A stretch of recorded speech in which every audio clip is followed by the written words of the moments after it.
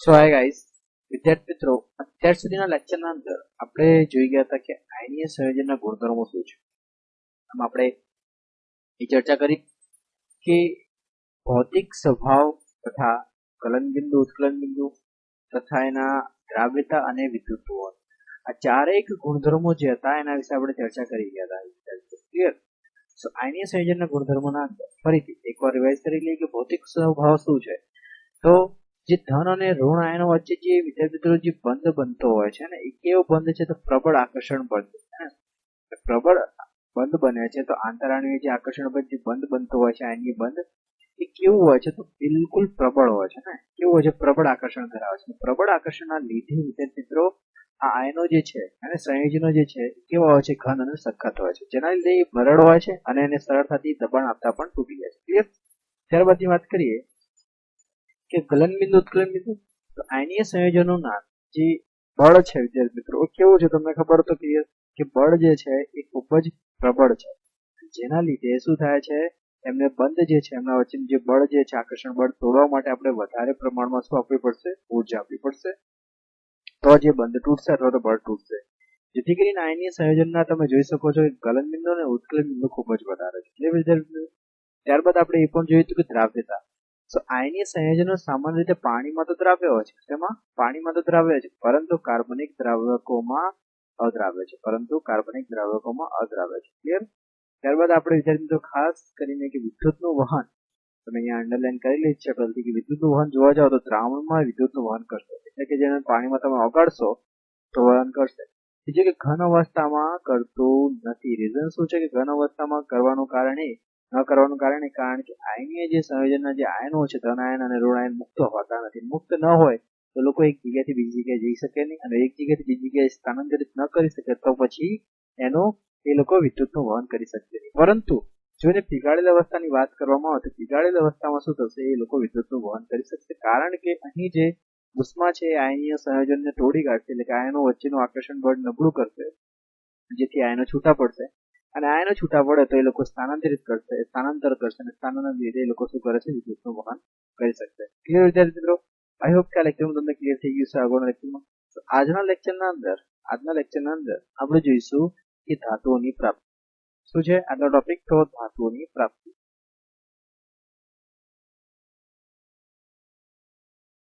ધાતુઓ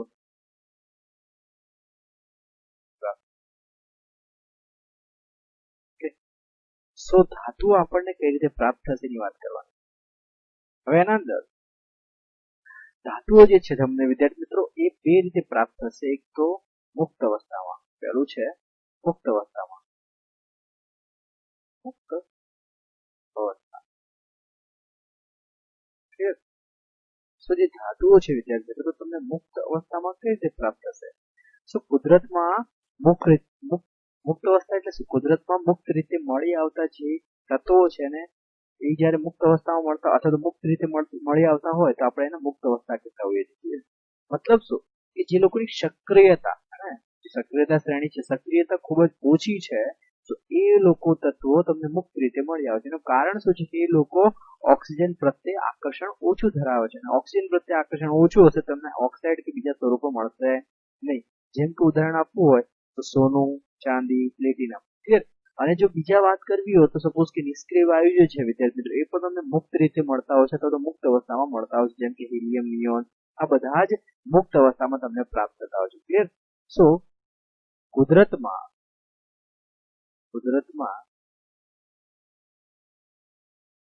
કઈ રીતે મળી આવતા? તો મુક્ત રીતે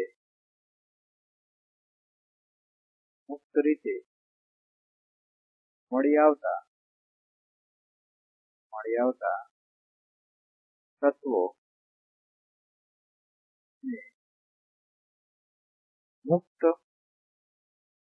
અથવા કુદરતમાં મુક્ત રીતે મળી આવતા તત્વો જે છે એ બધા તત્વોને મુક્ત અવસ્થા તત્વો કહે છે. ક્લિયર? ત્યારબાદ ઓછી સક્રિયતા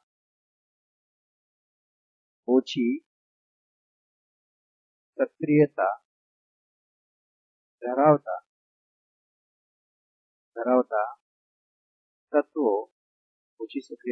તત્વો જોડે ઓક્સિજન પ્રત્યે અથવા તો ઓક્સિજન પ્રત્યે આકર્ષણ કેવું હોય છે વિદ્યાર્થી? ઓછું હોય છે. કેવું હોય છે? ઓછું હોય છે. જેમ કે સોનું, પછી ચાંદી, પ્લેટિનમ, આ બધી ધાતુ કેવી છે તમને મુક્ત રીતે મળી આવશે. ક્લિયર? બીજા એક્ઝામ્પલો લેવા હોય તો જેમ કે નિષ્ક્રિય વાયુ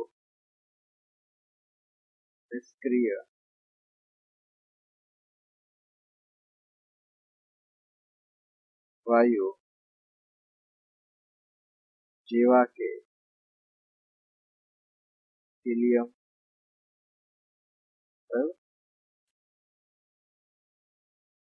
હિલિયમ,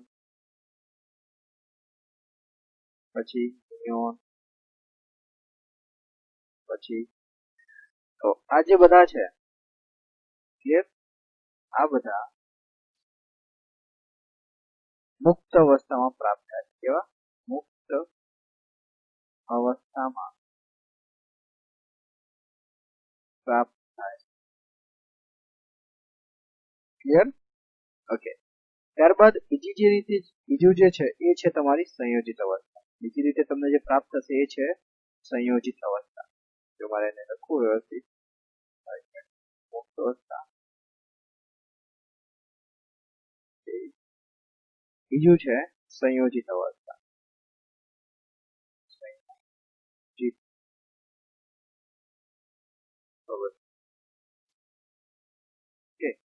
તો સંયોજિત અવસ્થા એટલે શું?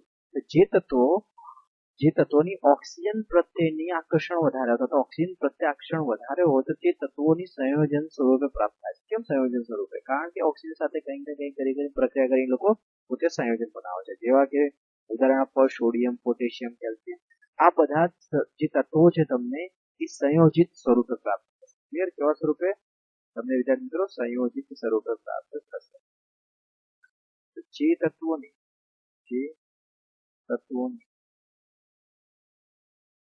ઓક્સિજન પ્રત્યે આકર્ષણ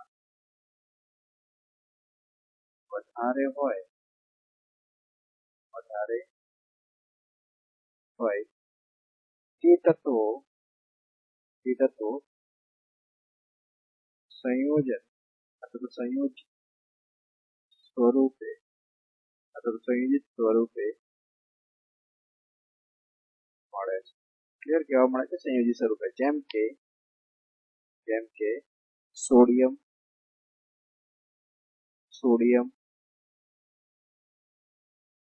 સોડિયમ, પછી પોટેશિયમ,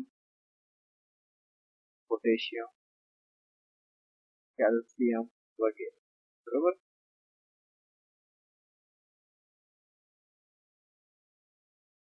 કેલ્શિયમ વગેરે આ તત્વો કઈ રીતે પ્રાપ્ત થાય છે? તો સંયોજિત સ્વરૂપે અથવા તો સંયોજિત અવસ્થામાં મળે છે.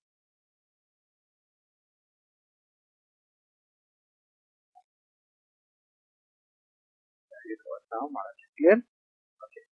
હવે આગળના ટોપિકની અંદર ધાતુનું નિષ્કર્ષણ જોઈશું આપણે કે ધાતુને કઈ રીતે મેળવવું. નિષ્કર્ષણ એટલે કે મેળવવું. આગળની વાત કરી આપણે એ પ્રમાણે. તો ધાતુઓનું નિષ્કર્ષણ.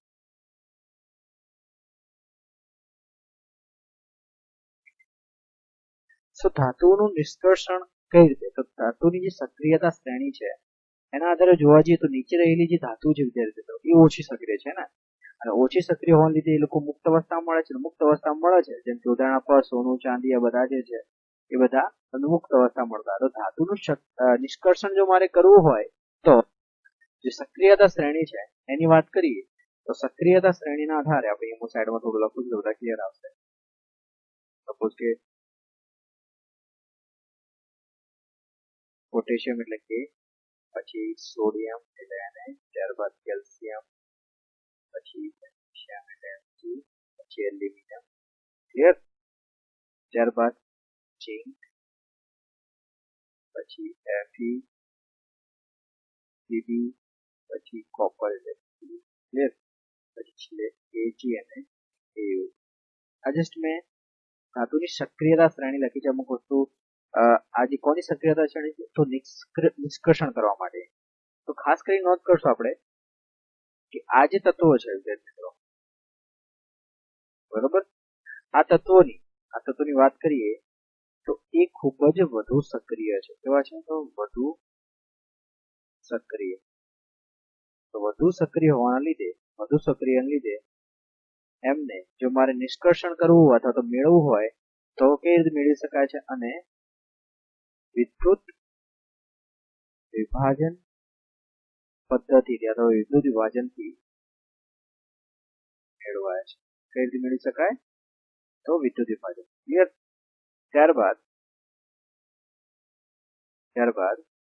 આ જે ધાતુઓ છે વાત કરીએ એ બધી છે મધ્યમ સક્રિય, મતલબ હજી સક્રિયતા ધીમે ધીમે જશું તો નીચે ઘટાડો થાય છે, તો મધ્યમ સક્રિય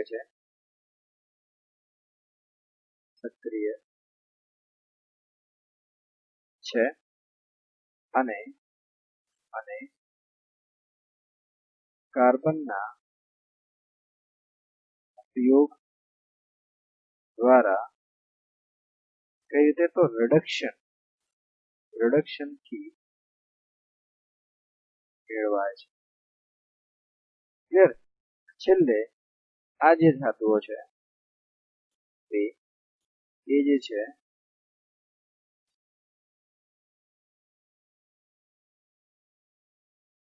તો આ જે ધાતુઓ એ ખૂબ જ ઓછી સક્રિય છે.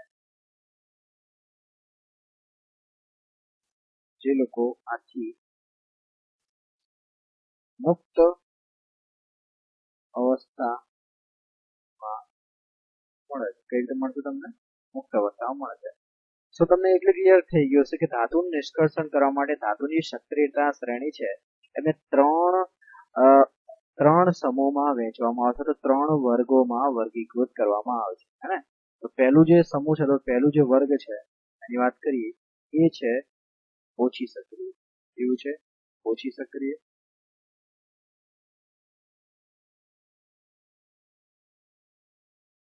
સક્રિય ધાતુઓ. ત્યારબાદ બીજું જે છે મધ્યમ સક્રિય ધાતુઓ.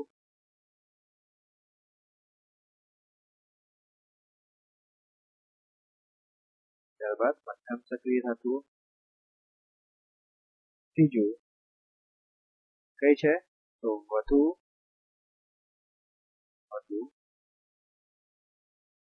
સક્રિય ધાતુ, ક્લિયર.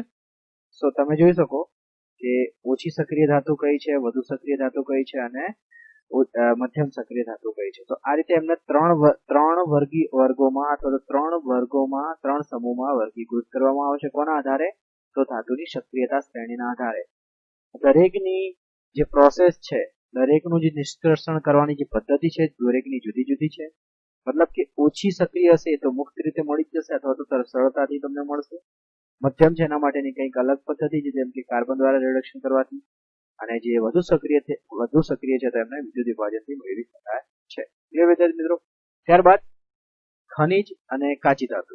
તો ખનિજ વિશે વ્યાખ્યા આપણે પહેલા લેક્ચરમાં ભણી ગયા હતા. ખનિજ એટલે શું, તો ખનિજ એટલે શું, સિમ્પલ છે એની વ્યાખ્યા કે જે તત્વો કે સંયોજનો પૃથ્વીના જે પોપડા છે એમાંથી કુદરતી રીતે મળે છે તેને શું કહે છે, ખનિજ કહે છે. સિમ્પલ.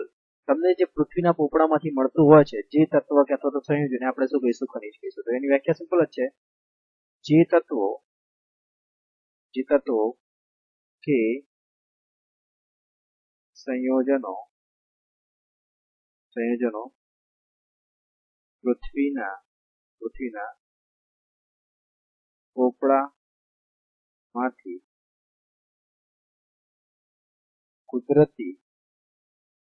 કુદરતી રીતે મળે છે તેને શું કહે છે? તો વિદ્યાર્થી મિત્રો ખનિજ કહે છે. શું કહે છે? ખનિજ કહે છે. ક્લિયર?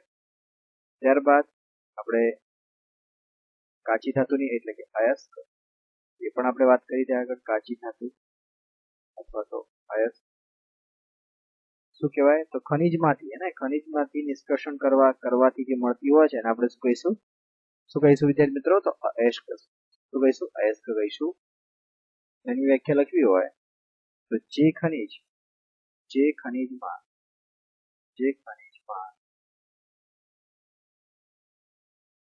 સારા પ્રમાણમાં નિશ્ચિત ધાતુ હોય અને તે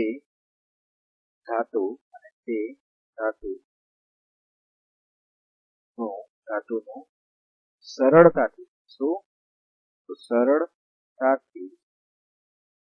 નિષ્કર્ષણ એટલે શું? કે આ જે ખનિજ છે એમાંથી કાચી ધાતુને જુદી પાડી શકાય, એટલે કે નિષ્કર્ષણ કરી શકાતું હોય તેવી ખનિજને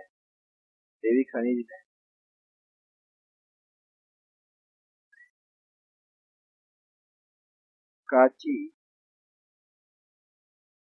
ધાતુનું શું કહે છે? તો કાચી ધાતુ, તે ખનિજને કાચી ધાતુ અથવા તો અયસ્ક કહે છે. આ વ્યાખ્યા પ્રોપર છે પણ આપણે એના પહેલા જોઈ લીધી. પૃથ્વીમાં તત્વ અથવા સંયોજન સ્વરૂપે પ્રાપ્ત થતા હોય અને ખનિજ કહેવાય. અને આ ખનિજમાંથી જે તમને કાચી ધાતુ મળતી હોય તો સરળતાથી તમને જે નિષ્કર્ષણ કરી શકાતું હોય એને આપણે કાચી ધાતુ અથવા તો અયસ્ક કહીશું. ક્લિયર વિદ્યાર્થી મિત્રો? હવે આજના આ ટોપિકના અંદર બરોબર, તો કાચી ધાતુ જે છે એનું વર્ગીકરણ જોઈશું.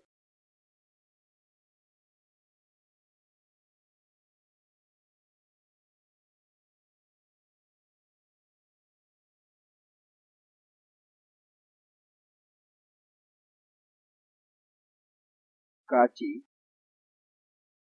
ધાતુનું વર્ગીકરણ એટલે કે કાચી ધાતુને કઈ રીતે વર્ગીકરણ કરી શકાય? તો પહેલું એના અંદર એટલે કે મુક્ત અયસ્ક અથવા તો મુક્ત કાચી ધાતુ. તો મુક્ત કાચી ધાતુ અથવા મુક્ત અયસ્ક કોને કહીશું? મિત્રો, તો જે લોકો ઓછા સક્રિય છે, મતલબ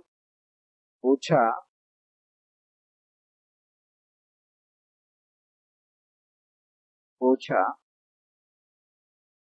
સક્રિય ધાતુઓ જેવા કે Ag, Au, At, આ બધા કેવા છે વિદ્યાર્થી મિત્રો? તો એ લોકો તમને કેવા મળશે? તો મુક્ત અયસ્ક કહેવાય. આ જે વર્ગ છે એ કેવો વર્ગ છે? તો મુક્ત અયસ્ક, મતલબ કે આના અંદર આ જે કાચી ધાતુઓ છે તમને મુક્ત સ્વરૂપે મળે છે. ક્લિયર?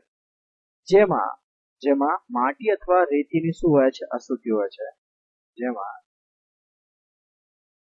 માટી અથવા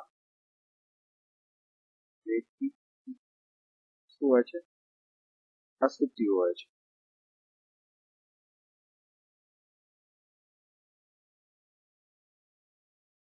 ક્લિયર? ત્યારબાદ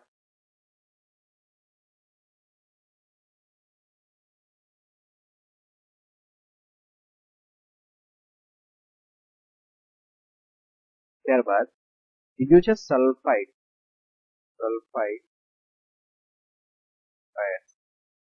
અથવા તો જે સલ્ફાઇડ સ્વરૂપે પ્રાપ્ત થતું હોય છે. ક્લિયર? એના અંદર તો જે ધાતુઓ તમને સલ્ફાઇડ સ્વરૂપે મળતી હોય, એટલે કે જે ધાતુઓ સલ્ફાઇડ સ્વરૂપે મળતી હોય તેમને સલ્ફાઇડ અયસ્ક કહે છે.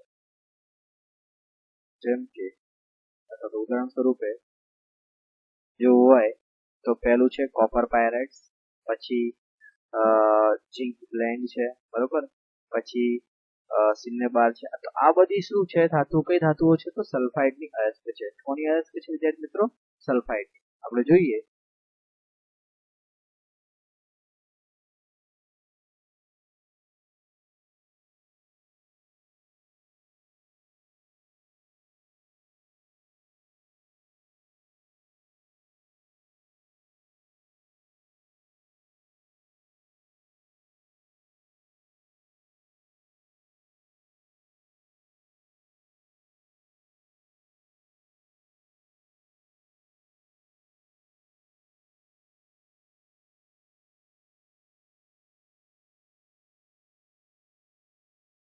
તો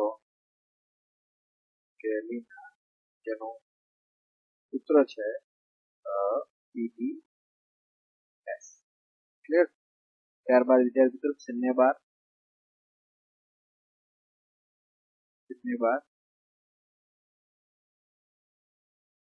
અથવા તો સિન્નાબાર, જે તમારે કેવું હોય સિન્નાબાર, એનું સૂત્ર છે HgS, બરોબર, જે મર્ક્યુરીની કાચી મર્ક્યુરી ધાતુ ધરાવતું સલ્ફાઇડ અયસ્ક છે. ક્લિયર? સો આ બધા એક સલ્ફાઇડના કાચી ધાતુ છે. ક્લિયર? જેમાંથી સલ્ફાઇડનું શું છે તમને દેખાશે કે સલ્ફાઇડ છે, એટલે કે સલ્ફાઇડને મારે નિષ્કર્ષણ કરવું અને સલ્ફાઇડને દૂર કરીને જે મારે ધાતુ મેળવી હોય તો મેળવી શકાય છે. ત્યારબાદ ત્રીજું ઓક્સાઇડ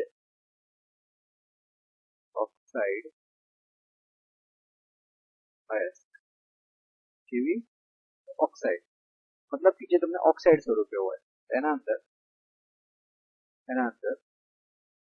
ઓક્સાઇડના અંદર પહેલું તો છે ઓક્સાઇડ ઓર, મતલબ કે ઓક્સાઇડની અયસ્ક, પછી કાર્બોનેટની અયસ્ક અને એમાં પછી સલ્ફેટની અયસ્ક. બરોબર?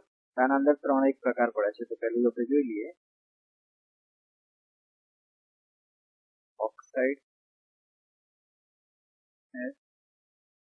ઓક્સાઇડ અયસ્કના અંદર જોવા જશો તો પહેલું છે બોક્સાઇટ.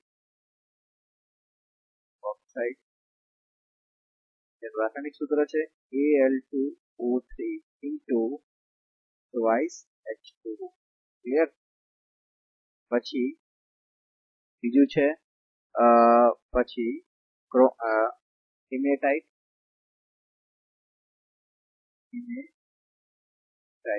જેનું સૂત્ર છે Fe2O3.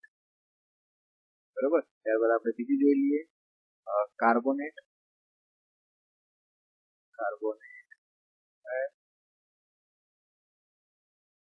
તેના અંદર કાર્બોનેટ ધરાવતા જેમ કે જોવા જાઓ જેમ કે ડોલોમાઇટ,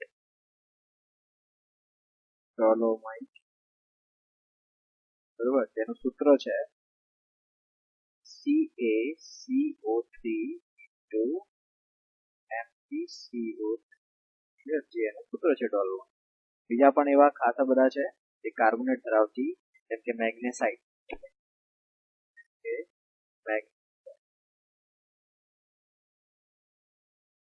મેગ્નેસાઇટ જેનું છે MgCO3. તો મેગ્નેસાઇટ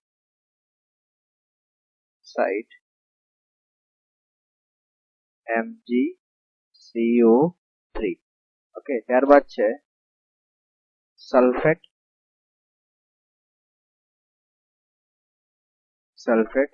અયસ્ક, જેના અંદર આપણે જોઈશું તો જેમ કે જીપ્સમ, હે ને, તો જીપ્સમ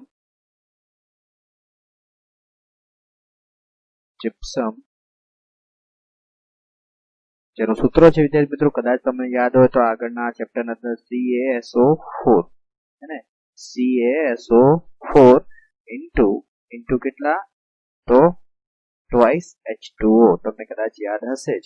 બરોબર? આગળના જે ચેપ્ટર છે એના અંદર આપણે જોયું તો CaSO4 ઇન્ટુ ટ્વાઇસ H2O. સો વિદ્યાર્થી મિત્રો, આઈ હોપ કે આ લેક્ચરમાં તમને ક્લિયર થઈ ગયું છે. આજે આપણે કયા કયા ટોપિકને કવર કર્યા. આવનારા લેક્ચરની અંદર આપણે જોઈશું કે ધાતુઓ જે છે એનું કઈ રીતે નિષ્કર્ષણ 3 સ્ટેપમાં પૂરા કરીશું. 3 સ્ટેપ આ તમને કીધી રહ્યા છે કે ઓછી સક્રિય ધાતુ, મધ્યમ સક્રિય અને વધુ સક્રિય. ક્લિયર વિદ્યાર્થી મિત્રો?